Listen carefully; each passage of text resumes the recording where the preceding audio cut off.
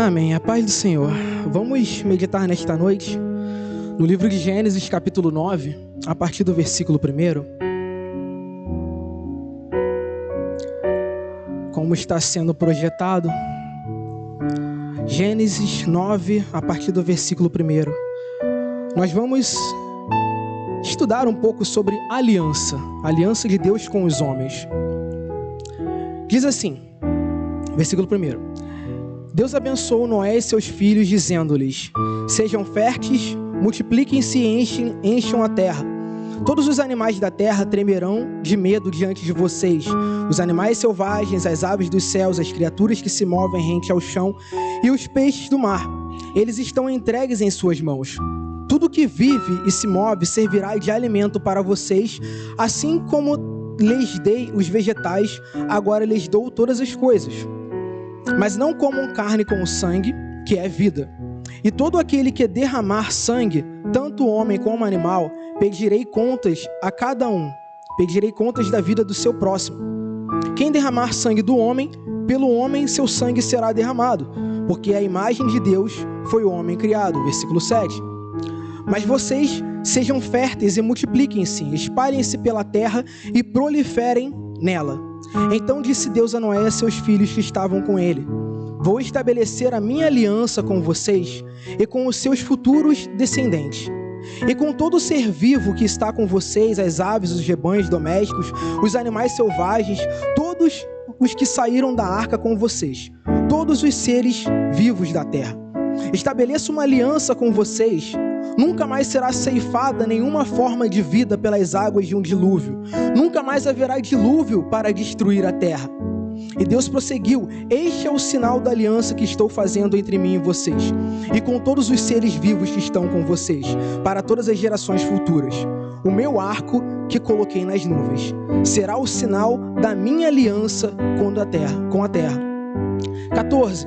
Quando eu trouxer nuvens sobre a terra, e nelas aparecer o arco-íris, então me lembrarei da minha aliança com vocês e com os seres vivos e de todas as espécies. Nunca mais as águas se tornarão um dilúvio para destruir toda a forma de vida. Toda vez que o arco-íris estiver nas nuvens, olharei para ele e me lembrarei da aliança eterna entre Deus e todos os seres vivos de todas as espécies que vivem na terra. Versículo 17 para concluir. Concluindo, disse Deus a Noé: este é o sinal da aliança que estabeleci entre mim e toda a forma de vida que há sobre a terra. Somente até aqui. Pai querido, Pai amado, graça nós te damos, Senhor, por essa meditação em tua palavra. Meu Deus, nos ajuda nesta noite a compreender as tuas escrituras, Senhor, a compreender os teus propósitos para a nossa vida. Essa é a nossa oração em nome do Senhor Jesus. Amém, amém. Podeis assentar? Então, basicamente esse capítulo 9 fala da aliança de Deus com Noé, da aliança dele com sua família, com os animais, enfim, com toda a terra, porque Deus é um Deus de alianças, é um Deus que tem seus propósitos para a vida dos seus servos. Tem dois aspectos muito importantes nesse texto aqui que nos vale a pena ressaltar, que Deus ele salva os justos e ele mantém os seus servos seguros, porque ele é um Deus fiel. E o segundo aspecto é que ele executa justiça sobre toda a impiedade da terra, porque ele é um Deus justo, ele é o justo juiz. Se nós formos nos lembrar do início, como Gênesis é o livro do início, nós sabemos que Deus criou o homem do pó da terra e trouxe ele para morar no jardim do Éden e ali manter todo aquele jardim e ter viver num estado de harmonia, tanto com a natureza como com o seu Criador. Só que nós sabemos que o ser humano ele caiu em pecado por meio de Adão e Eva. O pecado original foi a desobediência. E por meio disso, toda a maldade, toda a malignidade e perversidade entrou no mundo. Tanto que após o pecado de Adão e Eva, a Bíblia vai nos narrar no capítulo 3 de Gênesis que Caim também pecou matando seu irmão. Então é uma espécie de bola de neve que aconteceu no início da raça humana. Porque Adão e Eva pecaram e com ele toda aquela consequência desse ato foi perpetuado durante a vida do ser humano. Ou seja, todas as coisas ruins que acontecem, todos os pecados, as transgressões da lei, são consequência desse pecado original. Só que não fica só assim, né? Nós sabemos que após a queda, o próprio Deus ele promete uma remissão para a humanidade, para aqueles que crescem nesse, passassem a crer nele, por meio do seu Filho Jesus. Porque após a queda, Deus promete que viria aquele, o filho da mulher, que pisaria a cabeça da serpente. Ou seja, que derrotaria Satanás, que derrotaria o diabo, que traria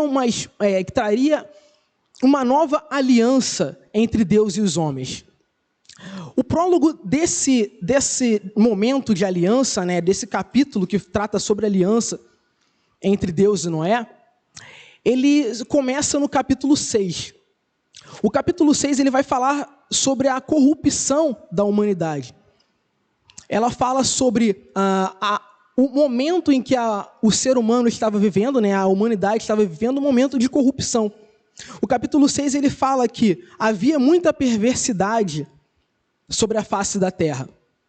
E que os filhos de Deus, eles se juntaram com as filhas dos homens e ali tiveram descendentes, e que por meio disso a perversidade no mundo começou a se multiplicar, começou a aumentar. Esse capítulo 6 é até um pouco polêmico, porque ele fala dessa mistura entre pessoas, mistura entre classes, vamos assim dizer.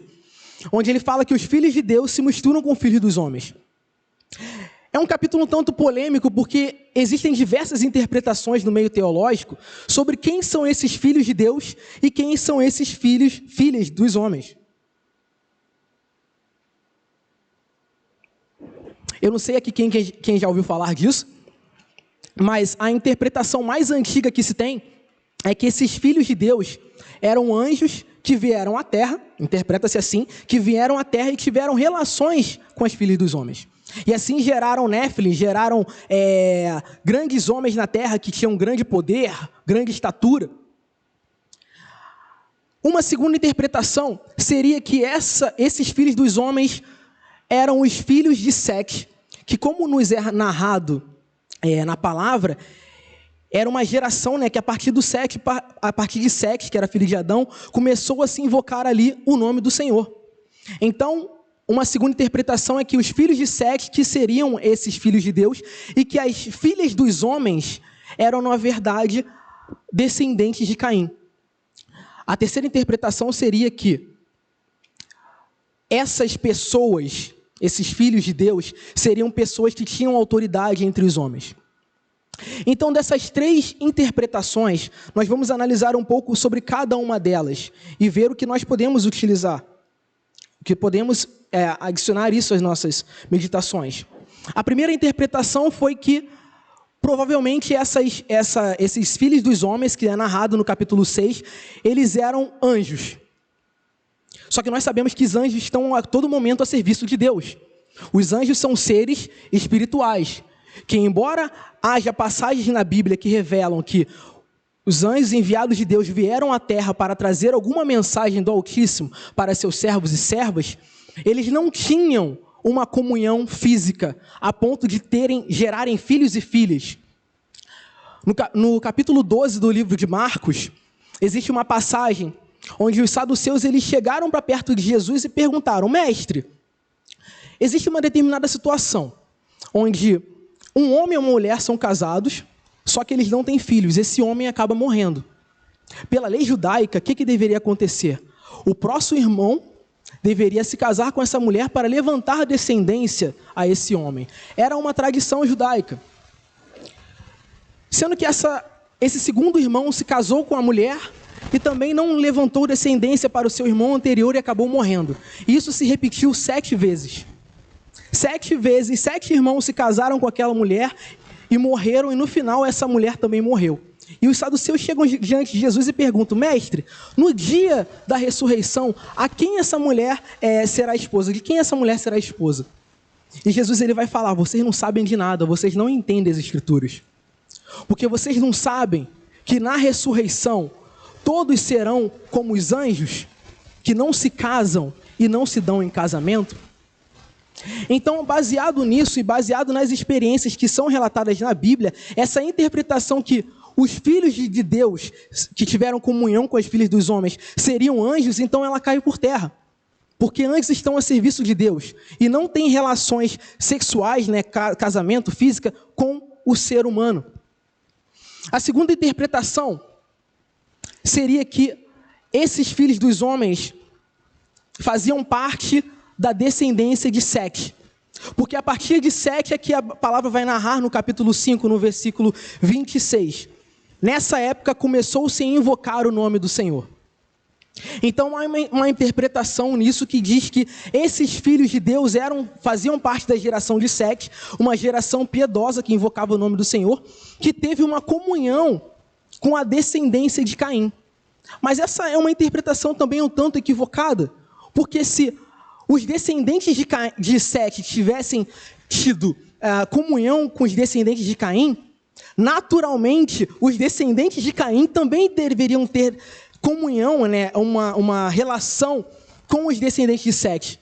Seria uma mistura, uma troca ali de relações, o que não nos é narrado. Só que os teólogos eles vão falar o seguinte: uma terceira interpretação seria que esses filhos de Deus, que na verdade aqui está como sendo um título às autoridades da época, eram pessoas que tinham algum poder sobre os homens, como reis, autoridades, juízes, que naquela terra, naquele momento, governavam. Nós sabemos que muitas das influências de pessoas notáveis muitas pessoas notáveis, elas causam influências sobre camadas mais baixas. Isso é muito comum hoje em dia. Se você pegar o Instagram, o Facebook, o YouTube, você vai ver os famosos coaches e influencers que causam um verdadeiro... muitos são bons exemplos, mas também outros são maus exemplos. E eles influenciam toda uma geração. Então, nesse contexto aqui, essas pessoas que tinham determinada autoridade também causaram uma influência naquela época, a ponto de, como eles já eram pecadores, eles já tinham caído, né, já era uma geração após a queda, então essas pessoas passaram a influenciar a humanidade de tal forma a trazer essa perversidade que nos é narrada aqui no capítulo 6. Então esse é o panorama que se inicia esse momento de aliança entre Deus e Noé. A humanidade estava totalmente corrompida. As pessoas eram más, as pessoas matavam, elas se prostituíam, viviam em imoralidade sexual, viviam em orgias, e isso chamou a atenção de Deus, porque Deus é o justo juiz. E ele falou: eu vou trazer juízo sobre essa terra. No capítulo 6 também, a partir do versículo 9, começa a história da família de Noé. A palavra vai falar: Noé era um homem justo, Noé ele andava com Deus. E Deus faz uma aliança com esse servo justo. O que nos leva a uma pergunta: o que é uma aliança? Se nós formos analisar o sentido mais amplo da palavra aliança, aliança significa um pacto, um elo, algo que vai trazer um compartilhamento de benefícios entre duas ou mais partes. Ou seja, é uma troca de favores, é uma troca de informações, é um elo que vai unir duas partes com um propósito em comum. Baseado nisso, uma aliança, né, sendo esse elo, essa união para benefícios de ambas as partes, nós podemos também mencionar que existem dois tipos de alianças que são tratadas na Bíblia. A primeira delas é a que nós chamamos de aliança condicional, onde através disso uma pessoa ela precisa exercer determinada coisa, determinada tarefa, ou preencher determinado requisito para adquirir esse benefício. Isso é aliança condicional. E a incondicional é que ela não precisa fazer nada, e mesmo assim ela vai adquirir determinado benefício. Um exemplo disso é o seguinte: imagina que tem um homem rico, milionário, ricaço, e ele tem um filho e ele tenha uma namorada. Se esse homem por acaso vir a morrer, naturalmente o herdeiro, o filho, ele vai herdar tudo. Todos os bens do pai, dinheiro, carro, mansão, tudo. Nós dizemos que a aliança que o filho tem para com o seu pai é uma aliança incondicional. Porque o filho, ele não precisa nem amar o pai para ser o herdeiro. Ele simplesmente nasceu. Ele nasceu naquela condição de filho e por isso ele passa a ser o herdeiro e ser habilitado, vamos assim dizer, de adquirir todos os bens que o seu pai teve em vida. Só que, parando para pensar por um outro lado, se esse homem milionário ele tem uma namorada e não tem nenhuma espécie de união jurídica, né, que apoia aquela união, mesmo que esse homem venha a morrer, essa mulher não vai ter direito a nada. Ou se fosse uma mulher milionária, o homem também não teria direito a nada, porque eles não têm o quê? Uma aliança. Em relação a isso, o que seria necessário para que esse cônjuge, para que essa pessoa, ela pudesse usufruir dos benefícios? Ela precisaria entrar em acordo, ela precisaria se casar, ela precisaria ter aquela união estável, uma união jurídica, né, garantida pela lei, para que ela pudesse ali adquirir ou fazer parte daquela aliança e adquirir os benefícios numa eventual perda, assim como o filho teria, para fazer parte daquela herança. Então esse é um exemplo de aliança condicional, onde uma pessoa ela precisa preencher determinados requisitos para assim fazer parte, ter parte nos benefícios. E assim nós vemos que Deus, ao longo da Bíblia, ele faz com seus servos. Nós vemos que, por exemplo, Davi ele tinha uma aliança com Deus, Abraão ele tinha uma aliança com Deus, a própria igreja de Cristo tem uma aliança com Deus por meio do seu santo Filho Jesus. Aliança que garante a seus servos e servas uma série de benefícios.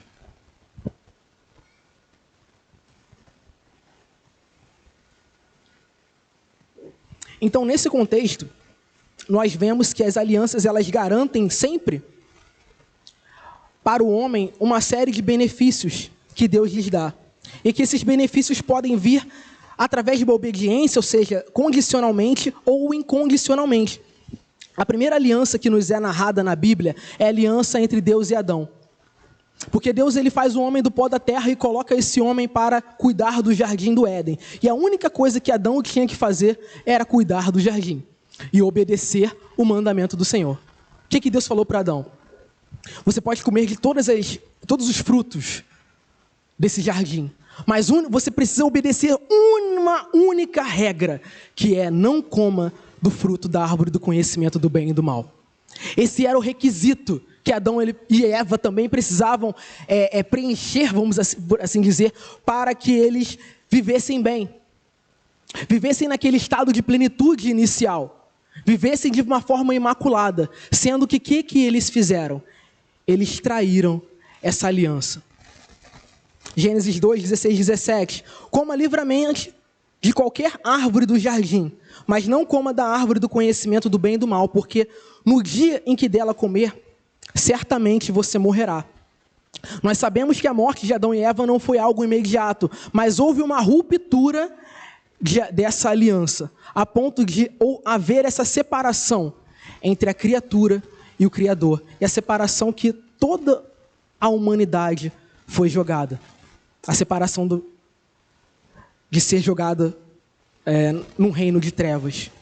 O ser humano ele está distante de Deus. A humanidade está distante de Deus por causa dessa ruptura. Só que como nós falamos, essa aliança era condicional. Ela dependia dessa obediência. Sendo que Deus ele é tão misericordioso que mesmo esses seres tendo desobedecido, ele garantiu lá na frente que viria o seu Filho para remir toda a humanidade dos seus pecados. O nosso Deus, ele é um Deus justo. Ele é justo, ele é fiel, mas ele também é misericordioso. Através disso, nós vamos estudar um pouco sobre a aliança de Deus com Noé. A aliança noética, conhecida como noética, né? A aliança de Deus com Noé, é uma aliança marcada pela preservação da criação da humanidade.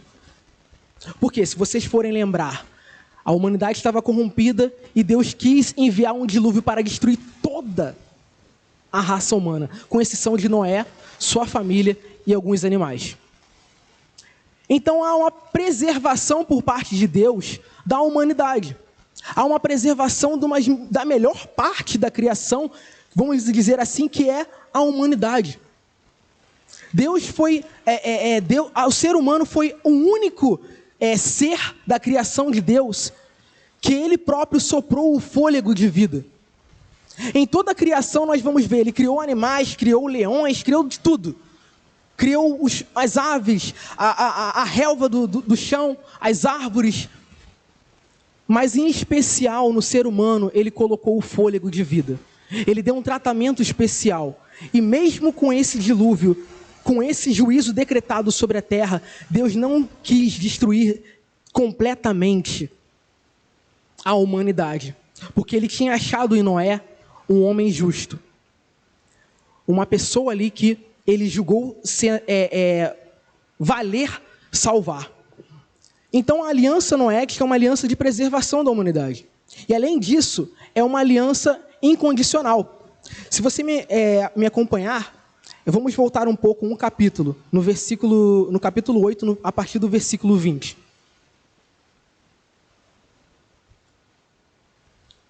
A aliança de Deus com Noé é uma aliança incondicional, porque não dependeu de alguma coisa que ele precisaria fazer para ser alcançado por essa aliança.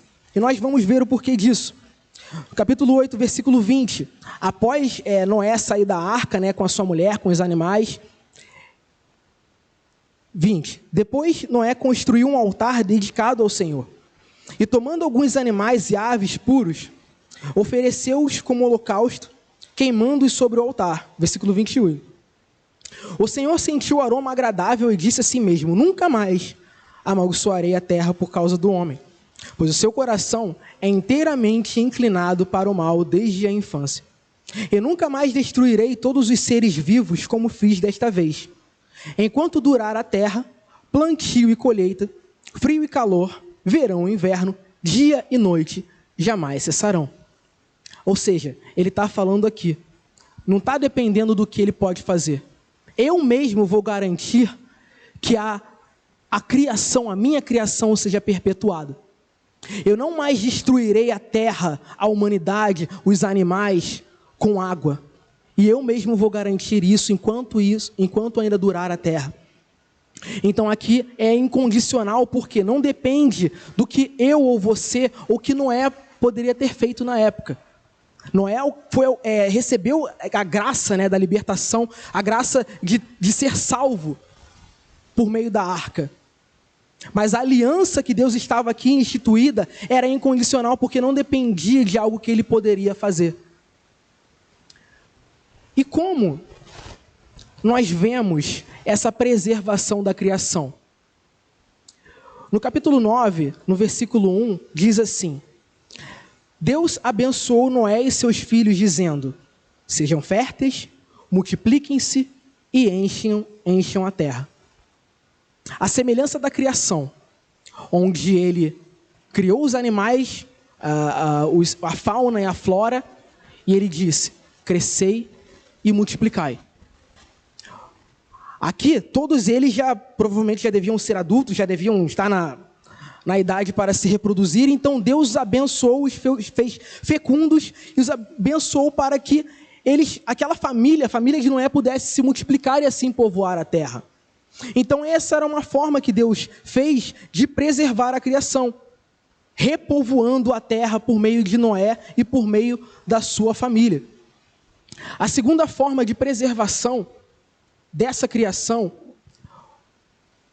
é uma forma particular, que tem a ver com a vida e com retirar a vida, ou seja, com a morte. No versículo 4, Deus diz assim: não comam carne com sangue, que é a vida.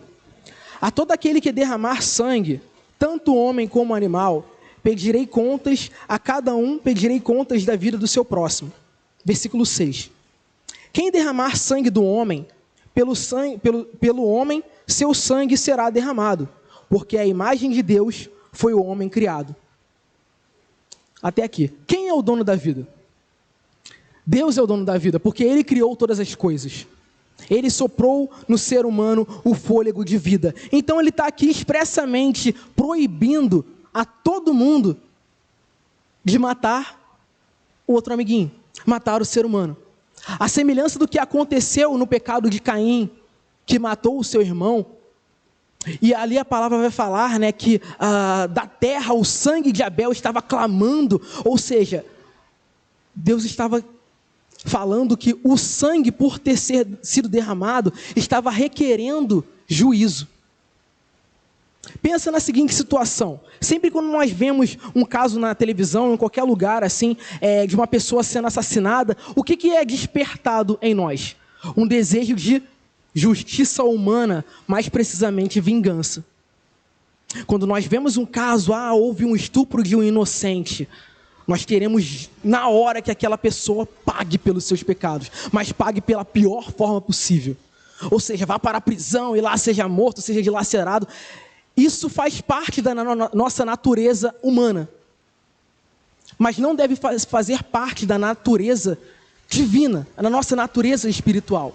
Deus, ele fala isso ao seu povo de Israel, quando ele manda que Moisés escreva lá na tábua os 10 mandamentos. Ele fala expressamente isso para o povo: não matarás. Mas séculos antes ele já tinha escrevido aqui: quem derramar o sangue do homem, pelo homem seu sangue será derramado. Ele fala isso para impedir que as pessoas cometam assassinato, morte, e que ocorra ali um projeto de bola de neve rubra ou vermelha, que é o quê? A vingança. Vingança gera vingança.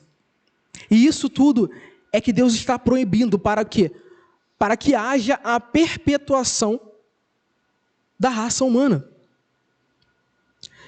Deus, através dessa aliança, ele preserva a humanidade. Ele preserva os justos, a família de Noé. E antes mesmo disso, desse momento em que nós acabamos de ler no capítulo 9, que eles já tinham saído da arca, Deus ele tem tamanha misericórdia por aquela família, e principalmente pela vida de Noé, que ele, antes mesmo do dilúvio, ele fala para Noé construir aquela arca. Nós conhecemos muito bem essa história, que foi a forma que Deus falou para seu servo, né, construir aquela arca para sustentar a vida dele e proteger ele de toda aquele juízo que viria sobre a terra, proteger seu servo da morte. Então a arca é uma forma da preservação da criação, porque foi a forma que Deus achou de proteger o seu servo da corrupção e de toda aquela morte que viria sobre a terra. Ou seja, é uma forma de escape.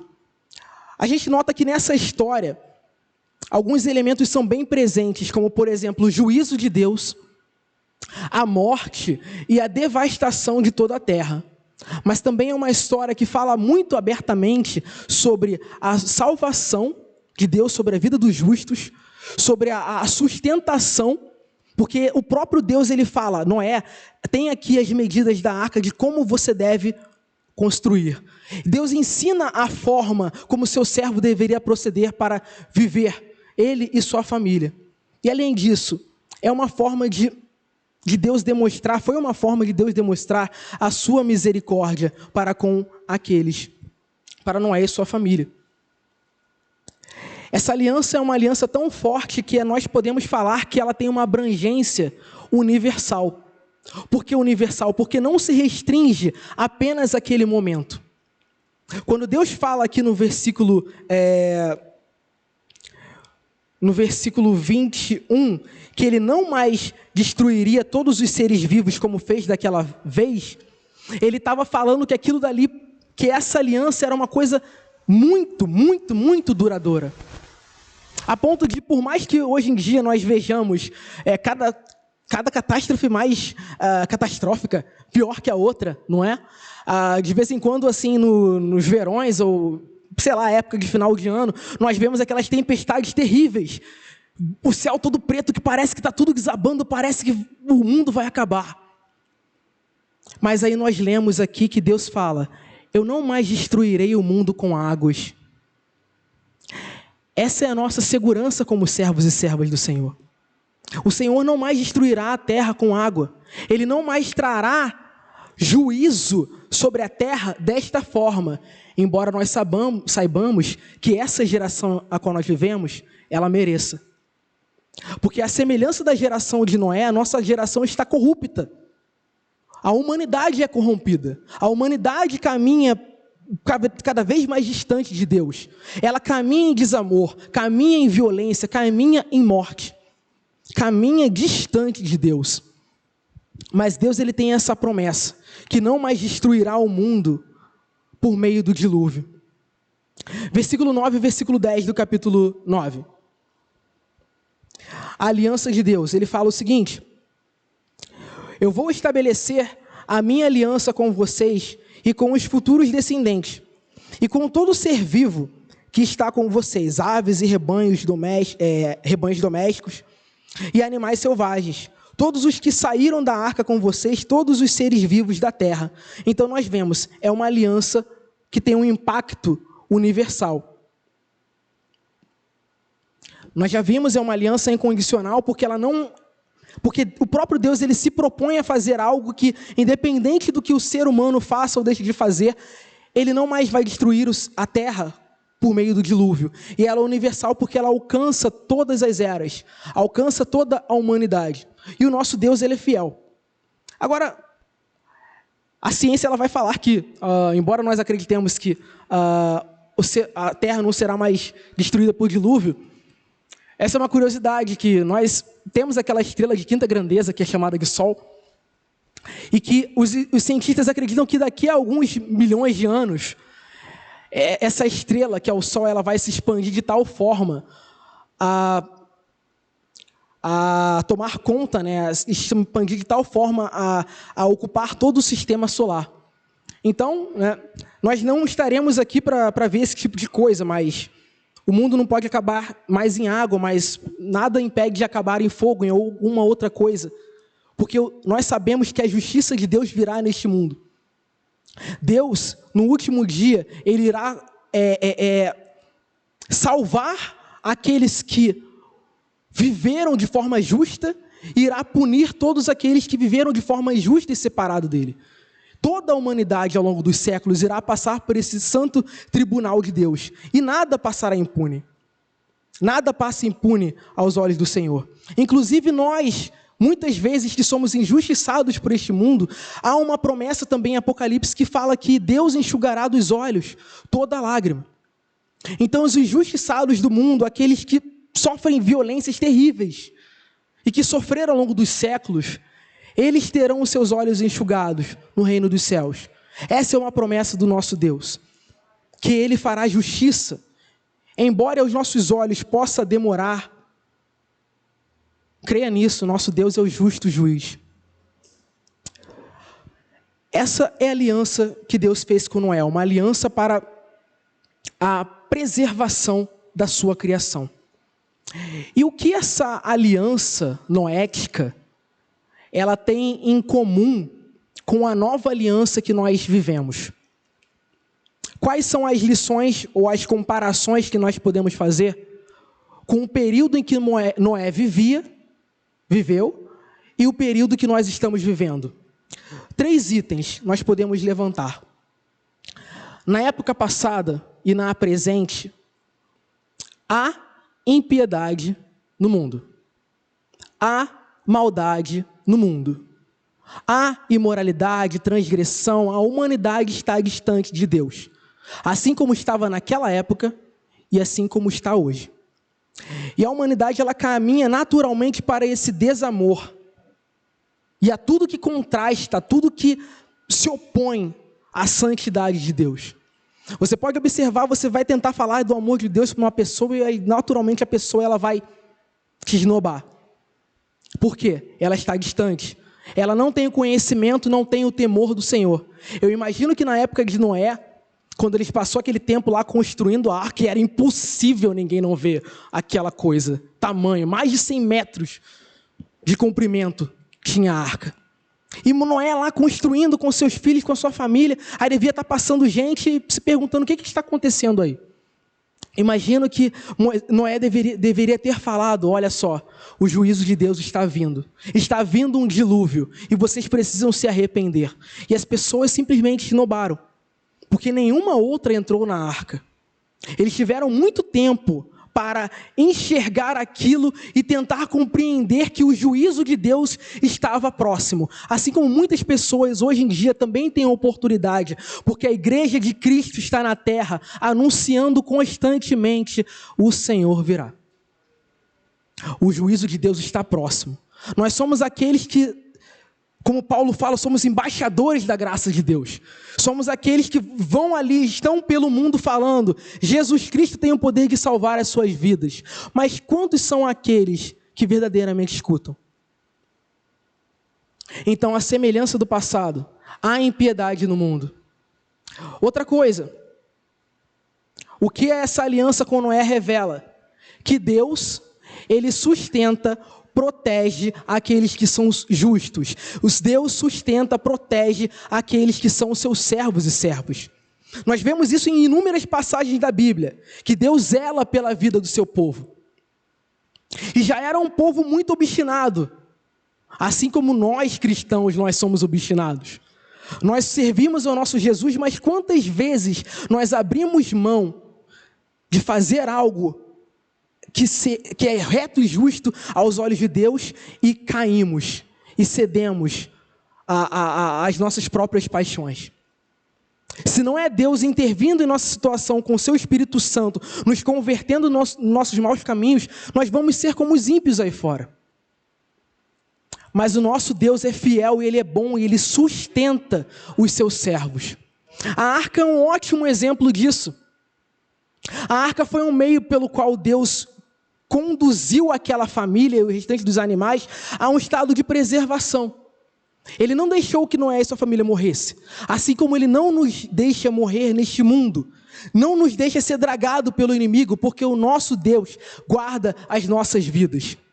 Lembremos então do que Jesus ele falou. Nós estivemos recentemente fazendo esse estudo no livro de João. Nos últimos capítulos, precisamente no capítulo 17, antes de ser entregue às autoridades, Jesus ele orou a Deus. Ele estava no monte, ele foi orar, ele pediu não apenas pela sua vida, mas ele pediu proteção de Deus sobre os seus discípulos, sobre a sua igreja e sobre todos os cristãos, todas as pessoas que viriam a crer no seu nome ao longo de todos os séculos. A arca de Noé, ela representa exatamente essa proteção de Deus na vida, na nossa vida, na vida do cristão. Porque Jesus ele fala: Pai, eu não rogo para que os tires do mundo, mas eu rogo para que o Senhor os livre do mal, os livre do maligno. E o Senhor tem feito isso. O Senhor é fiel, o Senhor é bom, Ele é misericordioso, Ele nos livra do maligno. O pastor falou sobre isso no domingo, falando sobre a história de Sadraque, Mesaque e Abednego. Eles confiavam firmemente no Senhor. Eles falaram: ó rei Nabucodonosor, nós não vamos nos dobrar diante de você. Mesmo que o nosso Deus não nos livre da fornalha, nós não vamos nos prostrar.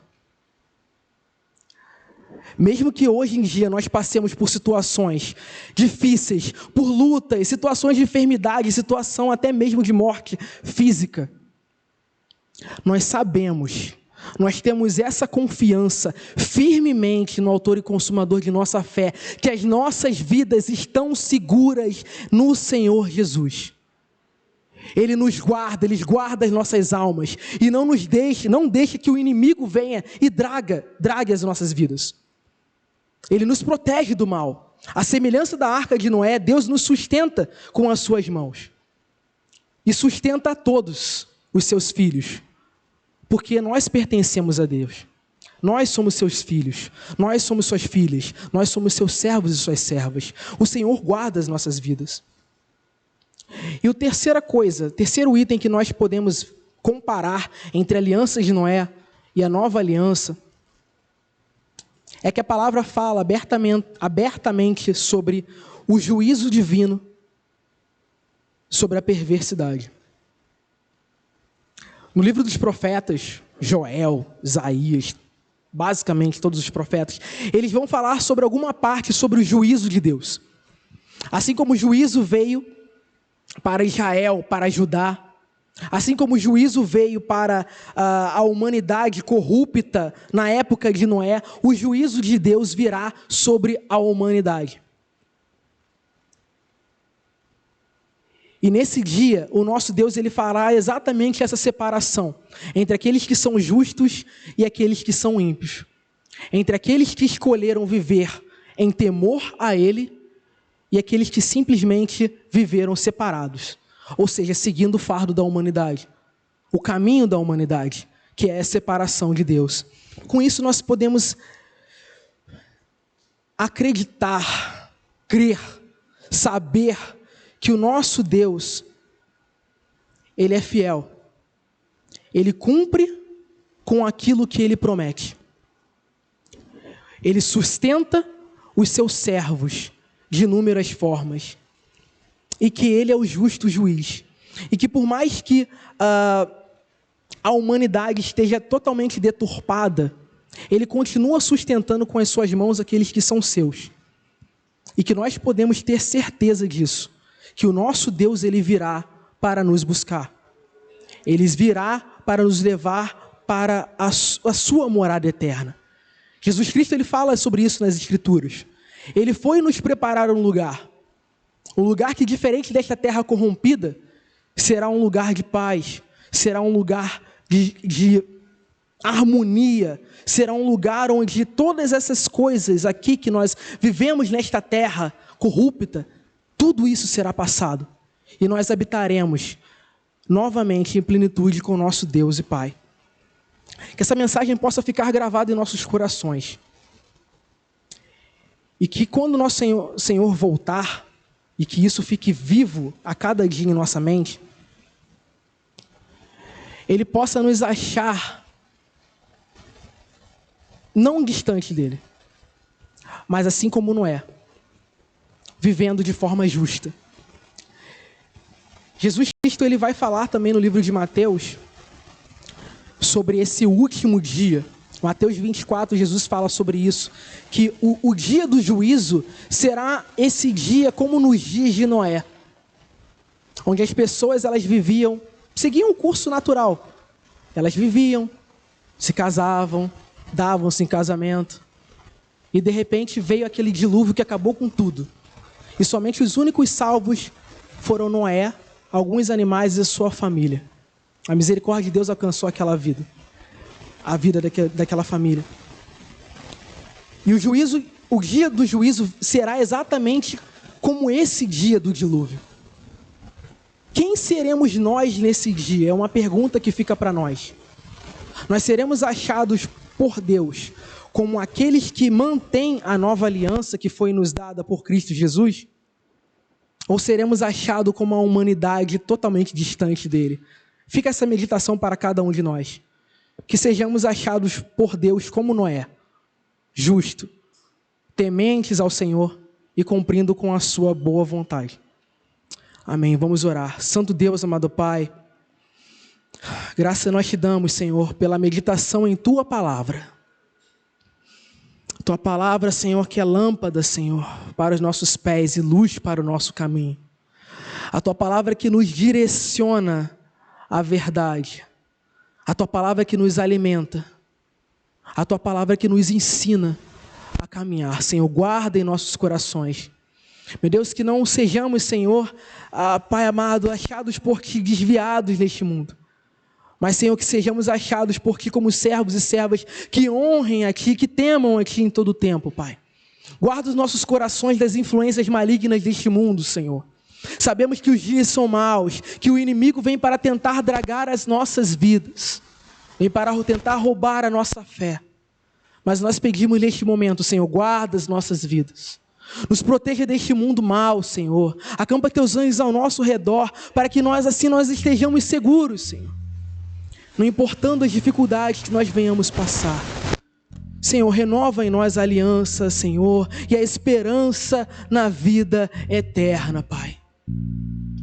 Renova, Senhor, essa esperança que nós temos e nós devemos ter como Tua igreja, de habitar contigo, Senhor, em Tua morada eterna. Mas enquanto estamos aqui, Senhor, na terra, não nos deixe, Pai amado, desistir dessa caminhada cristã. Fortaleça neste momento, Senhor, fortaleça nossas mãos, Senhor, para o arado, para ir em direção, Senhor, às almas, Senhor, as vidas que necessitam conhecer a Ti, Senhor, aquelas vidas que necessitam da Tua salvação. Nos usa, Senhor, como os servos e servas proclamadores do Teu Evangelho, Pai. Para que quando o Senhor voltar, nós não estejamos seguindo o curso natural deste mundo, mas estejamos como Noé, justos, retos, tementes a Ti, cumprindo com a boa missão que o Senhor nos passou, honrando o Teu nome em todo o tempo, Senhor. Pai amado, perdoa os nossos pecados, Pai, tenha misericórdia das nossas vidas, perdoa as nossas falhas e transgressões, Senhor, que temos diante de Ti. E nos ajuda a caminhar a cada dia, Senhor, em comunhão contigo. Pai amado, essa é a nossa oração, em nome do Teu Filho Jesus. Amém, amém.